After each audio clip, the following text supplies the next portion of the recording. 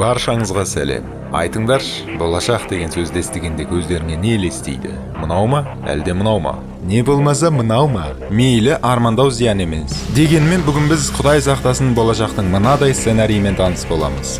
Казбойс арнасында мүмкін емес ештеңе жоқ. Демек, Fallout деп аталатын ойынның экранизациясымен ақырындап таныс бола бастаймыз. Егер бірінші серия қызық болып 8000 лайк жинаса, онда қалған бөлімдерінде бірге түсініп отырып көретін боламыз. Ал олай болса бункерлеріңе кіре беріңдер, лайктарыңды баса беріңдер. Казбойс сайрайды. Фильм 2077 жылғы қазан айының 23 күнгі бейбітшілік уақытындағы Лос-Анджелес қаласының маңайындағы елді мекеннен басталады. Бұл жақта көбінесе ковбойдың рөлінде ойнайтын Купер Говард есімді актер Рой Спенсердің бөздейін хаппилетіп, аттар мен трюктар орындап жатады. Оған Джейни дейтін қызы көмектесіп, әкесін қолдаумен болады. Радиодан ақш бір мемлекетпен келіссөз жүргізіп жатады. Ол қандай мемлекет екенін естімей қалдым. Өйткені мына қатын пысықсын өшіріп тастады ғой радионы. Ал теледидардан ядролық қару дей бергенде Бондты өшіріп тастайды ғой. Содан балалар шошып қалмасын деп туған күнді тойлап хаппи бөзделетіп суретке түсеміз. Ройдың әкесі Боб Спенсер Куперге лайк саусағын көтеріп суретке түсуін сұрайды. Бірақ Купер одан бас тартады. Әңгіме арасында Купердің ажырасқаны жайлы және сол қатынына алимент төлеу мақсатында қосымша тағы балаларды таңғалдырып ақша тауып жүргені айтылып қалады. Мына жақтан теледидардан ауа райын айтушы, жақын арада ядролық қарулар қолданылса, онда ауа райын айтып қайтеміз. Бәрібір өл дей бергенде Бобтың қатыны оны балапан арнасына ауыстырып жібереді. Міне мына кісі ақпараттық құралдарды өшіру маманын бітіріп алған ба деп қуасыласың арасында. Сосын қазір 2077 жыл болса, неге бүкіл техника мен электроникалар ескі көрінеді? Жауабын білетін болсаңдар жазасаңдар. Содан Дженни әкесінен, бағана неге бас бармағыңды көтермедің деп сұрайды. Содан Купер бұрын теңіз жаяу әскері кезінде біреу оған әуеден дәу бомба түскенде бас бармақты көтеру керектігін үйреткен екен. Ал біз болсақ, оның есі дұрыс па? Аспаннан бомба түссе бұл лайк басқан нес? Үйреткен адам ресейлік барлаушы емес пе осы? Деп түсінбестікте отырамыз. Сөйтсек лайк саусақ ол жерде өлшеу құралы ретінде пайдаланылған екен. Қалай десеңдер, егер бомба түссе лайк саусаққа қарап, жарылыстан түзілген саңырауқұлақ саусақпен түгел қалқаланса, онда қалаға қарай қашу керек екенсің. Ал саңырауқұлақ саусақтан дәу болса, онда ата-бабаларыңа мен бара жатырмын шай қоя бер деуден басқа амалдың қалмайтынын түсіндіреді. Іште барлығы суретке түсіп, фотоаппарат жарқыраумен болады. Купер қызына торт алып келуге кеткенде көк жиектен ақ жарық пайда болады ғой, ойлаңдаршы. Іштегілер фотоаппараттың жарқылынан оны байқамай қалады. Қыз сол сәтте саусағын қойып тексереді. Оны көрген Купер басында оны өртпен шатастырады. Ол бара-бара ядролық саңырауқұлаққа ұласып, содан жеткен толқын әйнектерді шағады. Барлығы байбаламға салып, Спенсер отбасы бункеріне тығылып, өздерінен басқа ешкімді кіргізбей қояды. Мүмкін қара болғаннан шығар. Купер қызын ала жүгіріп, ковбойлық принципіне жатып алып, жылқымен қашуды жөн көреді. Артынша қалада тағы бірнеше бомбалар жарылып, айнала от пен радиацияға боялып, бір кісі қуаныштан осырып қоярдай көрініс алады. Арадан 219 жыл өтіп, 2296 жылға, яғни жер асты өркениетінің өркендеу шағына қош келеміз. Жер асты түрлі баспаналардан құралып, өз жұмысын жақсы орындауда. Әр баспананың арасы ұзын дәлізбен байланыстырылған. Бұлардың ішінен баспана 33 және соны қарайтын Хэнк Маклинді белгілейміз. Көмекшісі ретінде қызы Люси тағайындалып, жақсы қыз боп қызметін атқарып жүреді. Бір қызығы Люси өзіне жар іздеу мақсатымен көрші баспана 32-ге арызын жазып отырады. Неге десеңдер, әрбір баспананың шаршы метрі тар болғандықтан, Люсиді қоршаған адамдар оның туысқаны болып келеді. Білесіңдер, қазақта 7 атаға дейін қыз алыспайды деген ұлы ұстаным бар. Соны осылар да біліп алған ғой.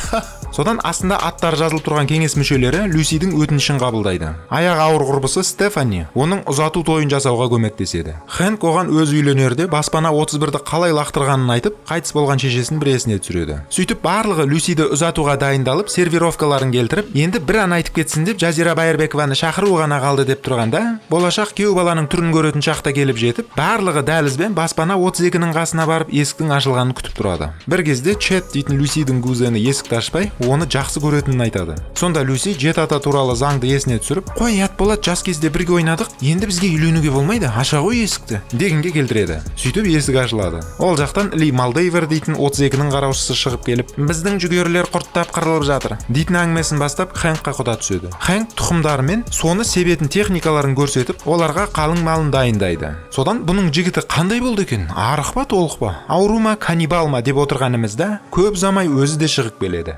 әйтеуір құрбысы оған риза болады. Демек той отырысы орын ала бастайды. Жігіттің есімі Монти екен. Дастарханда отырғанда 32-нің тұрғындары бір түрлі екені анықталады. Мысалы, ашқарақтанып тамақ ішу, арқасында бетінде тыртығы бар, Казвойстың видеоларын көрмейді деген сияқты олардан ерсі көріністерді байқаймыз. Бір кезде Хэнк ортаға шығып, Монти мен Люсидің балалары енді жердің бетінде тұра алады. Радиация күннен күнге азаюда деп Америка ашады. Ал сыртта білесіңдер ме қандай мутанттар жүрген деп алға шаппай-ақ қояйын. Содан барлығы ортаға шығып билей бастайды. Арасында сәрсенгүл келіп билеп кетеді. Ай, бұл басқа сериал екен ғой. Әр қарай Монти біз бөлек тұрамыз ба дейтін сұрағын қояды.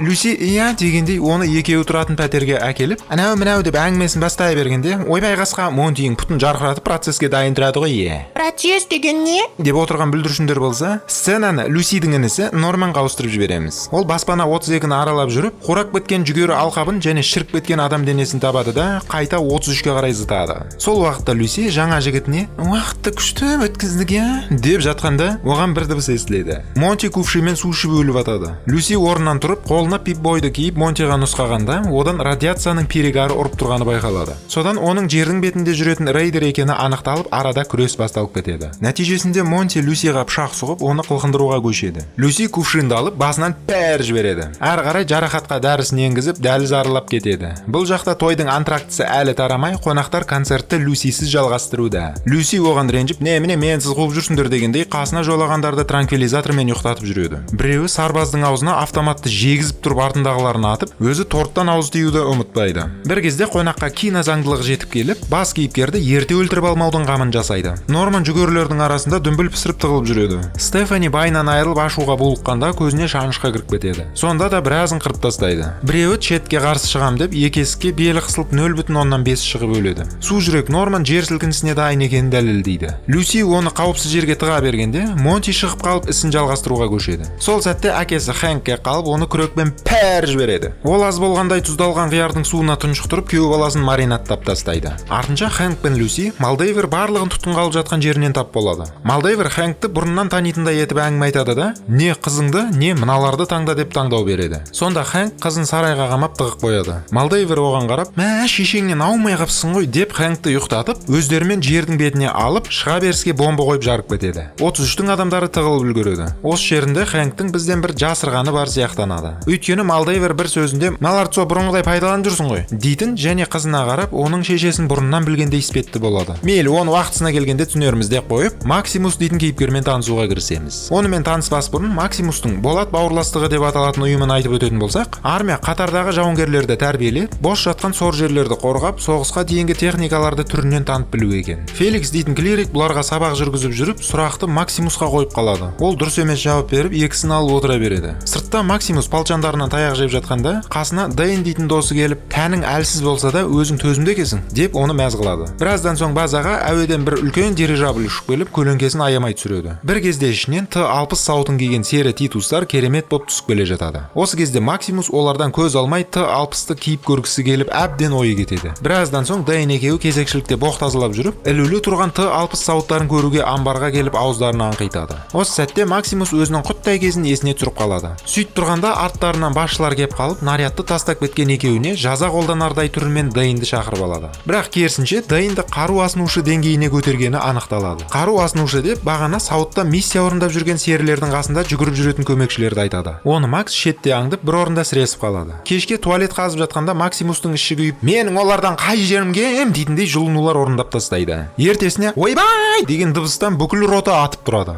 Сөйтсе Дэйннің берцийына біреу қастандықпен ұстараның жүзін салып қойған екен. Макс қасына жетіп барып отыра бергенде, басшылар кіріп қалып, бетіне шүберек жауып, оны бір жерге алып кетеді. Бұл жерде Квинтус есімді аға клирик оны сұрақ қалады. «Квинтус, біз сені жас кезіңде тауып алып, саған баспана бердік. Енді сен бізге өміріңді тіксең де қарыз екеніңді ұмытпа. Зорлық-зомбылық ол жай ғана құрал. Оны сен жерді қорғағанда қолданасың. Ал бауырластыққа оны қолдану бұл әлсіздіктің белгісі. Қастандықты сен жасадың ба?» деп соңында сұрағын қояды. Макс солай жасағысы келген ниетін түсіндіріп, бірақ мен емес деп жауап береді. Артынша анттың түр-түрін беріп, өзіне деген сенімді күшейтіп алады. Нәтижесінде Квинтус оны Титустың қару асынушысы етіп тағайындайды. Біраздан кейін Макс лазаретке келіп, Дэйннің қал жағдайын сұрайды. Әңгіме арасында Дэйн Максимустың кінәлі емес екені жайлы бәріне айтқанын хабарлайды. Кейін Максимус қару асынушы атағын иеленіп, желкесіне ен салдырып, бір қатар қасиетті борыштарды өтеуге ант етеді. Олар бауырластықты қорғау, миссияны қорғау және Титус мырзаны қорғау дегендей. Рәсім біткен соң Квинтус Титус Максты миссиясымен таныстырады. Ол анклавтан қашып кеткен бойында бағалы артефактты сақтап жүрген Вилзик есімді докторды табу. Ол артефакт бәрін жойып жіберуі де мүмкін, сақтап қалуы да мүмкін деген әңгімесін айтады. Наған қарасаңдар, кезінде Максты тепкілеп жатқан тыңдаушылар бар еді ғой. Солар бүгін зыр жүгіріп Макстың қолына қағазын ұстатып жатқандары қалай кетті десейші. Содан тапсырмасын алған соң Титус пен Макс тік ұшаққа отырып миссиясына аттанады. Мына жақта концерттен соң быт-шыты шыққан нәрселер орнына ілініп, қабырға қайта сырлануда. Люси жарақатын жапсырып оны емдеуде. Артынша барлығы өз-өздеріне келіп алған соң, Люси күш жұмылдырып әкесінің артынан іздеуге шақырады. Алайда бұлар туылғаннан бері жердің астында өмір сүріп келе жатқандықтан, сыртта не болып жатқанын кім білсін дегендей, сыртқы есікті ашуға батылдары жетпей, баспананың қауіпсіздігін ойлап отыра беруді жалғастырады. Бұдан түк шықпайтынын түсінген Люси радикалды тәсілдерді қолданып, барлығының көзін алдау арқылы Чет пен Норманның көмегін пайдаланып, үшеуі жоғарыға көтеріледі. Люси сыртқы есікті ашқанша, Норман лифтті ұстай тұрады. Алайда лифтті астындағылар шақырып алады. Чет, мен де барайыншы деп Люсиға жабысады. Люси, жоқ бармайсың, кеше қатты тойлап қойдың, бүгін енді демал деп оны ұйықтатады. Артынша інісімен қоштасып, әкелерін тауып келетінмен уәде етеді. Сөйтіп тұрғанда көп ұзамай астындағы кеңес мүшелері кеп қалып, Люсиді тоқтатуға тырысады. Бірақ тырысқаннан дым пайда жоқ. Люси көзін алғашқы күн сәулесімен тітіркендіріп, кең әлемге қарап, ой өрісін кеңейту қадамын бастайды. Бұл жерде ол мумияланып кеткен адам денелері мен қаңқаларын байқайды да, алдынан үлкен тынық мұхитын байқап, іздеуін ары қарай жалғастырады. Басқа жақта Хончо дейтін керемет бастаған үштік Дон Педроға тиесілі зиратқа еніп алып, күзетшінің бірін қоқыс атқышпен өлтіреді. Бұлардың іздеп жүрген адамы біле білсек, Дон Педро оны ұзақ уақыт бойы табытта ұстап, жылына бір рет қазып алып, дене мүшесінің бір бөлігін кесіп алып, қайтадан көміп қояды делінеді. Сөйтіп келе жатқанда үштік әлгі өздері іздеп жүрген Кушқа кезігеді. Ал Ханчо оның бұрын соңды осының әкесімен жұмыс істегенін айтып қалады. Үшеуі одан сескеніп, жем ретінде тауықты пайдаланып, өзін ұстап алмақшы болады. Біраздан соң табытты үшеуі қазып алып, қақпағының ашылған тағатсызданып күтіп тұрады.